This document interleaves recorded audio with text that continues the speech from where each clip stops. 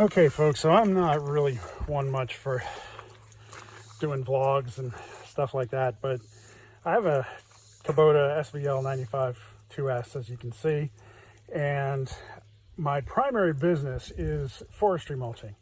But I want to put a warning out there to folks that might not realize this, like I didn't, that anybody that works in the woods or a dusty, dirty environment, I did not realize how quickly and how bad the lifting arm chamber gets inundated with stuff.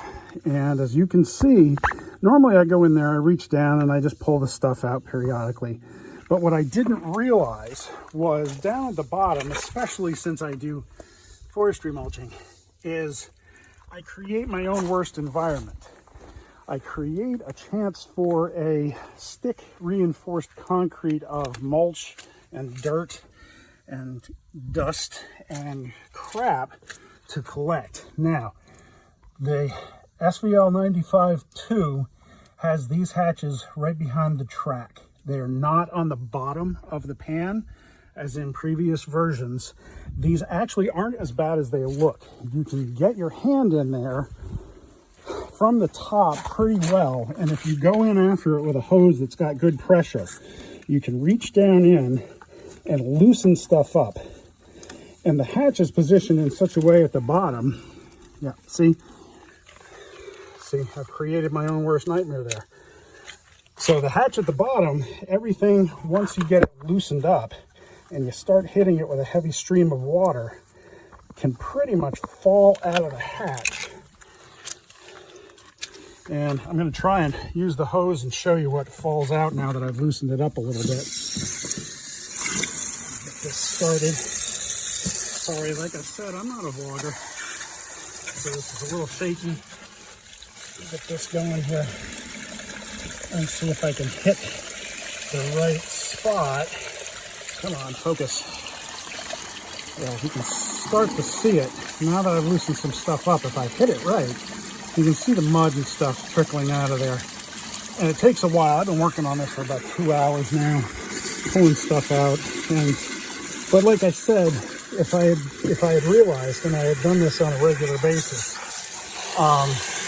then I don't think it would have been as bad. But here we are.